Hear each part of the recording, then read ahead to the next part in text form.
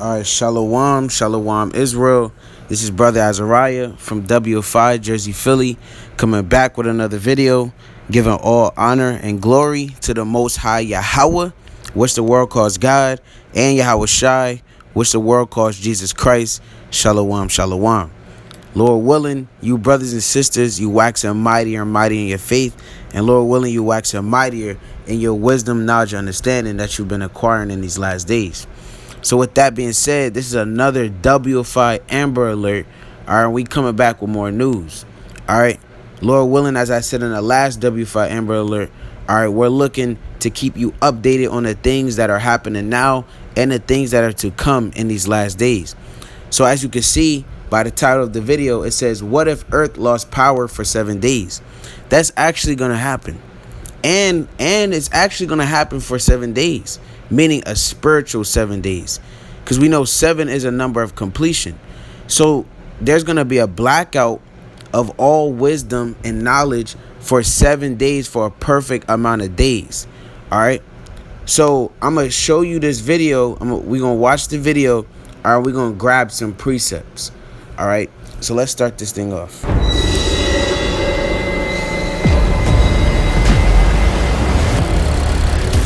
In Salakia, there is some folly. You know, he starts talking about space a little bit. All right, but you got to bear with the folly for a little bit. All right, you know, it's only for a short season. All right, you got to be able to discern the folly from the real things. All right. Do you find the dark unsettling? Have you ever watched the big game on your refrigerator? With all the conveniences of modern living available in your pocket or at the press of a button, you have to wonder, what if Earth lost power for a week? Could you communicate with the rest of the world? How much would it cost to restore the power? And would there be complete anarchy? This is What If, and here's what would happen if Earth lost power for 7 days. In 2019, a massive power outage crippled Venezuela, leaving the South American country in shambles. Armed biker gangs roamed the streets, policing the citizens at gunpoint. Hospitals were left without power, and ransacked supermarkets were left bare. And real quick, what he just said, that's actually gonna happen. All right, you're gonna have biker gangs, you're gonna have KKK, you're gonna have black militias, all right, and you're gonna have random stragglers that's gonna stick you up at gunpoint for your things that you got, man. Let me grab this precept in 2nd Ezra 16. All right, we're gonna start at verse 41.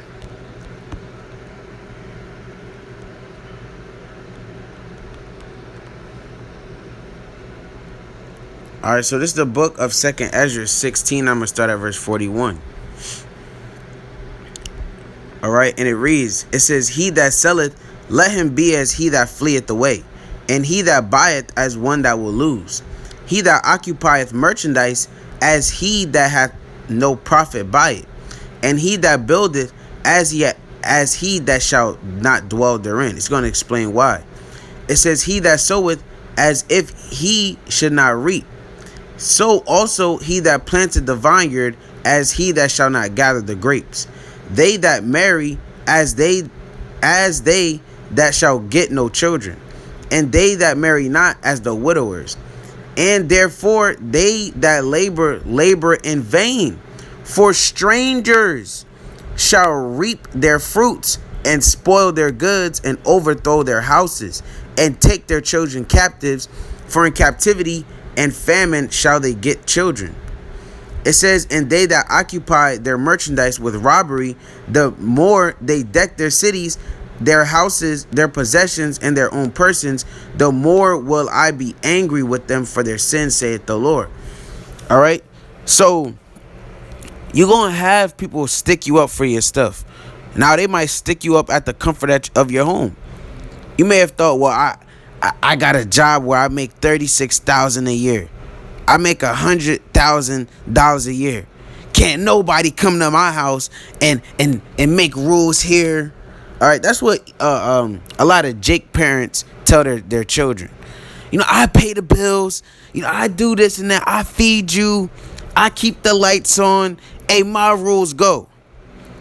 Well, when all hell breaks loose, there is no rules. There's no house rules to follow or to abide by. Hey, just like America says, your land is what they say. Your land is my land and my land is your land. That's going to be the mindset of everybody. They're going to look at your land and say, well, that's my land. All right. And if you want this to be your land, well, you got to take it from me, man. All right. These are the things that's going to happen. You may have thought your aunt that you knew all your life. I used to help her with the groceries. Used to help her mow the lawn. All right. You thought everything was sweet with you and your auntie. And your auntie, she might stick you up. Or she might come over and say, oh, it's me, Javante. It's me. Then you let her in and she got a gun to your damn head. She's talking about give me all your stuff. Or break yourself. These are things that's going to take place in these last days, man. Are you going to have men walk up to you and just take your stuff from you, man? Why? Because let me get this precept in the book of Matthew, the 24th chapter. All right, so this is Matthew 24, verse 12. It says, and because iniquity shall abound. So great sin is going to abound. All right. You think sin is abounding now? All right. No, it is, but it's not at its peak. All right. Soon iniquity is going to abound. It's going to run rampant out here, man. It says, and because iniquity shall abound, the love of many shall wax cold. And your dad might rob you for your stuff, man. All right. Your dad, for example, you got Jake. They kind of make it to the NFL.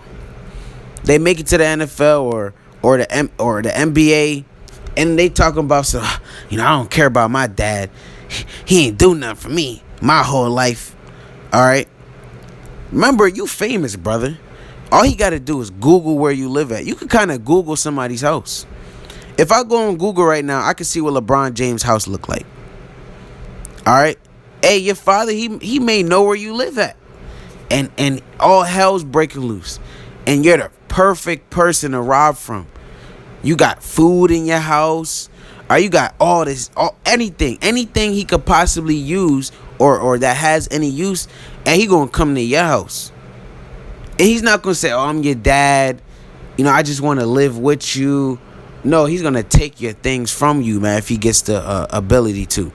So the love of many is going to wax cold. All right. Let's go back to the video. Just lock in. But what if the power went out worldwide and stayed off for a week? Would our global infrastructure collapse too? The United States Energy Information Agency estimates that in 2015, humans used about 575 quadrillion British thermal units of energy. With about 7.3 billion people on Earth, that's enough energy for each of us to have 78 million BTUs. How long does your sex last? Okay, that's a personal question, but let's look at the statistics. So, if a geomagnetic storm swept our entire planet... See that? This is the folly. All right, there's not going to be a geomagnetic storm. All right, the Lord's going to shut this thing down through the hand of man. There's no doubt there would be massive upheaval of social norms. This event, dubbed a black sky hazard, would take out all our communication networks. The storm, caused by coronal mass ejected from the sun, abrupt radio signal. You may even enjoy the first night, since there wouldn't be any electronic distractions and you'd have a clear view of the night sky. But there would be a cost. 30 minutes after the initial hit, a wave of electrons and protons would follow, damaging the electronic craft. Many of our satellites. Meanwhile, back on Earth, hospitals could face catastrophic effects from the power outage. The energy currents produced by a geomagnetic storm could induce power lines to destabilize the grid's operation. This massive surge could destroy transformers around the world. The best backup generators are only able to provide about 24 hours of power, so intensive care units across the world would suffer tremendous losses. Ventilators wouldn't function, and medical staff would have to use manual devices like rubber lungs to keep patients alive. People who need dialysis would go without it, and doctors would have to make difficult choices about people's lives. And power plants across the world would fail. Whether they're fueled by coal, natural gas, or nuclear fission, it could take days or even weeks to restore them to full capacity. The cooling systems of nuclear reactors would fail, and total nuclear meltdowns would happen.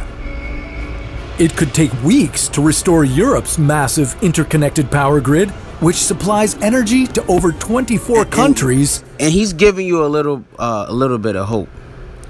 All right, he's saying, well, it'll take weeks to come back. No, it's not coming back, man. Because remember, when the Lord shuts off the lights, this is going to be the time of judgment. Judgment for the wicked. All right, let's go to the book of Job, the 8th chapter. All right, I'm going to start at verse 13. It's the book of Job. Actually, I'm going to get right to the point. Let me get Job 11 and 20. All right, this is the book of Job 11 and verse 20. It says, but the eyes of the wicked shall fail, because they're going to be confounded when they see the lights turn off. All right. And it says, and they shall not escape. So you got these movies where Esau talk about the end of the world, and then they're making spaceships to go to Mars. And some people, they don't get a ticket to go on the damn spaceship. All right. There's no spaceship. When the lights turn off, there's no spaceship that's loading up people like a train does. They talking about all aboard, and they trying to escape to another planet. They're going to break through the firmament with the spaceship. All right. And end up somewhere in the damn Milky Way. All right. And they faring well. That's not what's going to happen. There's no escape. It says, and they shall not escape, and their hope shall be as the giving up of the ghost. Now the Lord told you in Ecclesiastes 8 and 8, hey, when your soul leaves your body, all right, there is no discharge from that battle. Meaning there's nothing you can do to come out of that. Once it's done, it's done. Just like when you murder somebody, there's no going back. There's no rewind button. All right, you can't go back in time. You get an hourglass, and then you tilt the sand backwards, and then time comes back.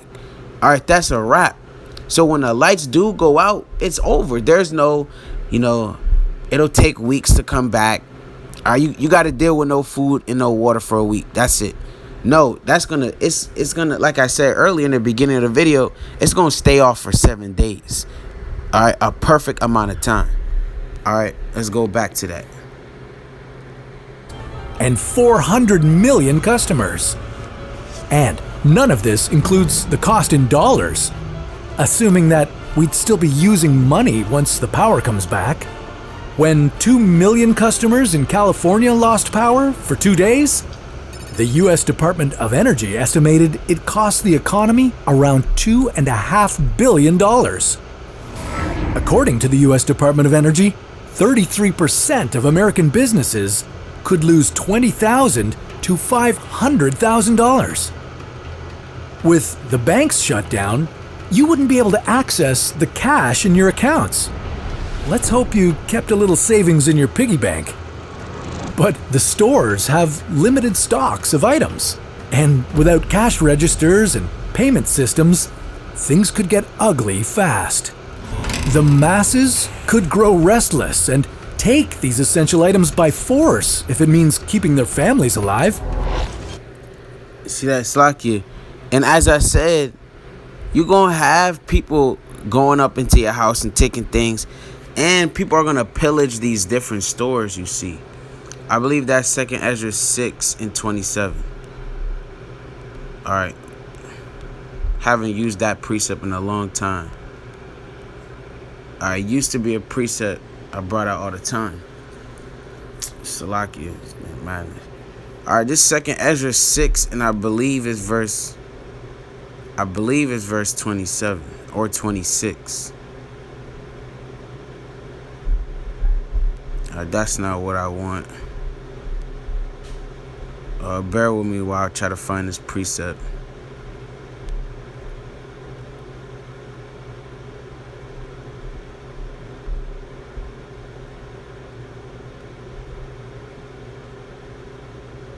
Slacky.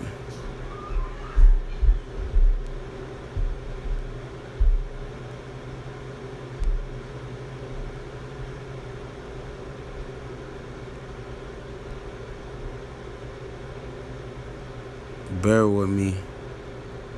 Alright, I'm gonna just look it up. I haven't used that precept in a long time.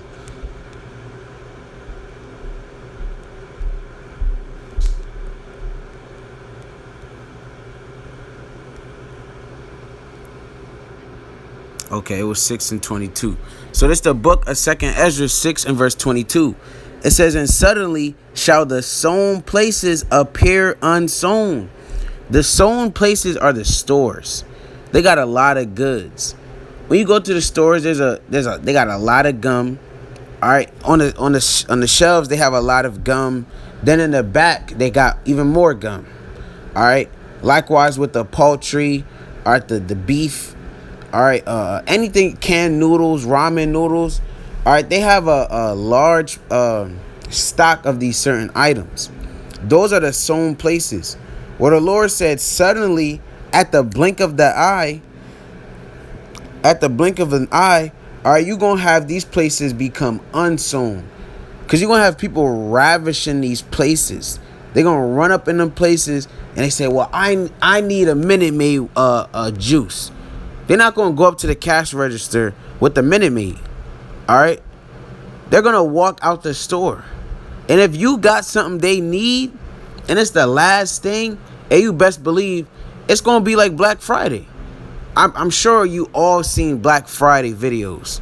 All right, you got people damn fighting over a plasma TV so they can bring it to little Tommy, because little Tommy's been crying for this damn plasma TV for his whole damn life.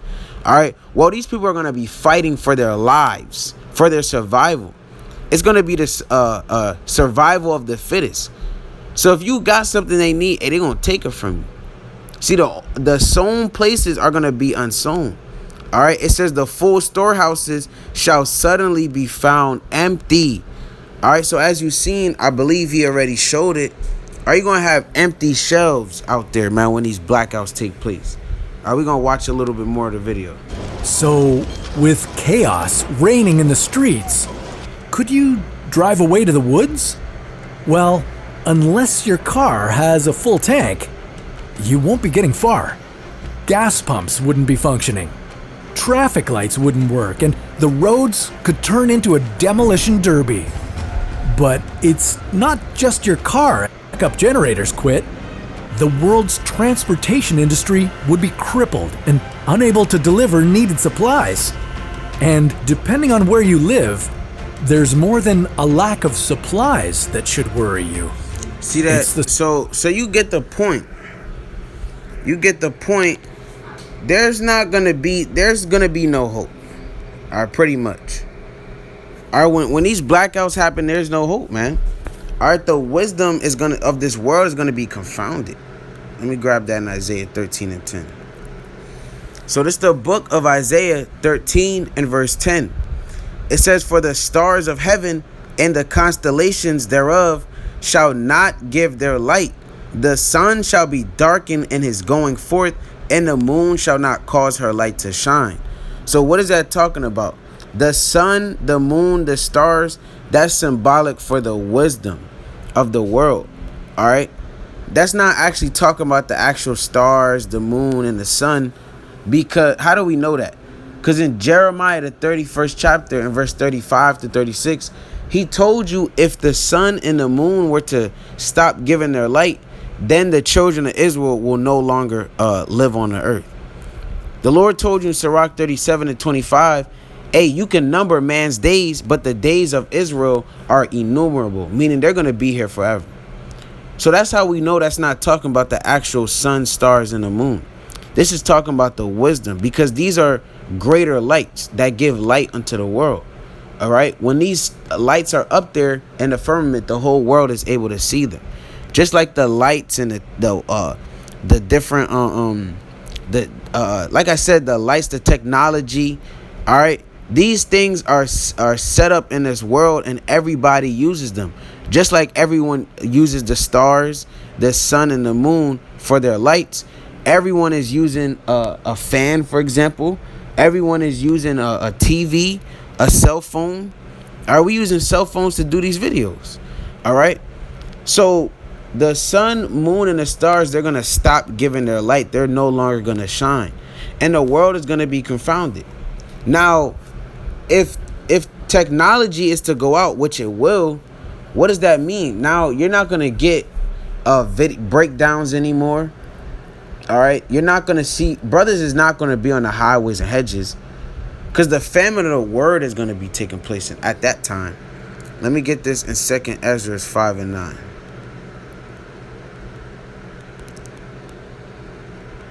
All right. This is the book of 2nd Ezra 5 and 9. It says in salt waters, it's like, this is not a con, this is what I want. It says, in salt water shall be found in the sweet, and all friends shall destroy one another. Then shall wit hide itself, which is wisdom, and understanding withdraw itself into his secret chambers. So wisdom isn't going to be on the earth anymore. All right. Like I said, you have a lot of time right now, or you have some time to go on Google or Instagram, Facebook, YouTube. You can use all these platforms and you can watch videos regarding the truth. But when these lights go out, you're not going to see that. Now, if we're not doing videos anymore, more than likely, we're not going to be on the highways and hedges. Remember, he said in Song of Solomon, the 3rd chapter, 3:1, I believe, to like verse 5, we all have found whom our soul loveth, are going out there on the highways and hedges. But that's not going to be out there no more, man. Didn't he tell you that in Amos 8 and 11? All right. Before I get that, I want to get Micah 3 and verse 6.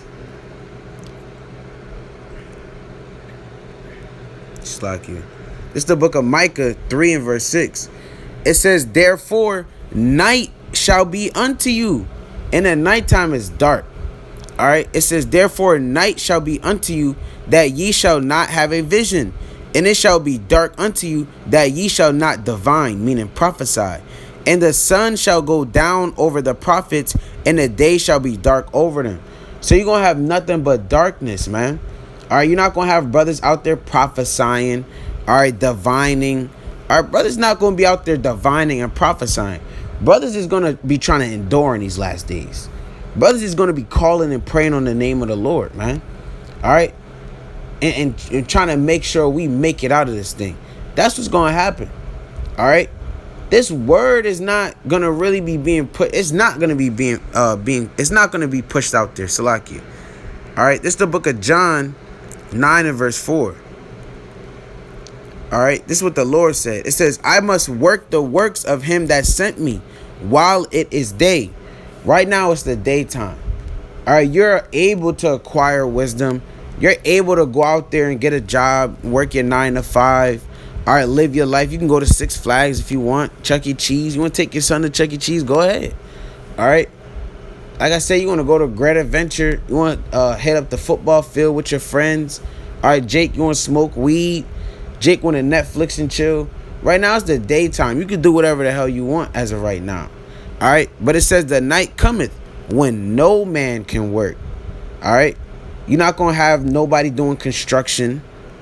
All right. You know, when the power go out and you got they got these different workers. I forget exactly what they're called. All right. But they come and try to fix the lights for you. All right. They kind of trying to fix the wires. All right. You're not going to have no electricians coming out here and fixing the wires for you, man. That's going to be done away with. Hey, them electricians, they're going to be trying to find out how to make it their damn selves. They're going to be trying to find some type of light source, and it's not going to be out there, man. All right. So these are the days that you got to prepare for. These are the days that are coming on the earth. I'm going to close out with this precept. It's the book of Luke 21 and verse 36. It says, watch ye therefore and pray always, that ye may be accounted worthy to escape all these things that shall come to pass, and to stand before the Son of Man. So you have to watch. You gotta see what's going on. You can't just be out here and you in outer darkness. That's not what you want to do. All right, you want to be watching in this thing. And pray always. You always should be praying that you may be accounted worthy to escape all these things. So you want to pray to the Lord as much as you can, asking him to allow you to escape in these last days. All right? That's what you must be doing. Not praying for a new car. Don't pray for a new snapback. All right? Or a dog. All right? I wanted a dog my whole life, and my dad ain't let me get a dog. Now I'm in the truth. And the Lord's going to hear my prayers, right? All right. Let me ask the Lord for a dog. Don't do that. That's vanity. Ask the Lord to deliver you out in these last days, out of Jacob's trouble. All right, out of the darkness that's going to be upon the earth. Remember, darkness is going to prevail over the earth, man. All right, and you got to have that light, which is the Lord. Remember, the Lord said that. All right, even in darkness, you still have light. This is the book of Luke. All right, 12 and verse 35. Slacky, in 32, I believe. Slacky is John. All right, this is the book of John, 12 and verse 35. I don't want no damn NIV, man. All right, this is the book of Luke, John 12 and 35. Then Yahushua said unto them, yet a little while is the light with you. Walk while ye have the light, lest darkness come upon you. For he that walketh in darkness knoweth not whither he goeth. So Yahushua, he is the light. All right. And you got to take heed of the light while you have it. So with that, I'm going to give all honor and glory to the Most High Yahweh, which the world calls God, and Yahushua, which the world calls Jesus Christ, and Kwam Yashala.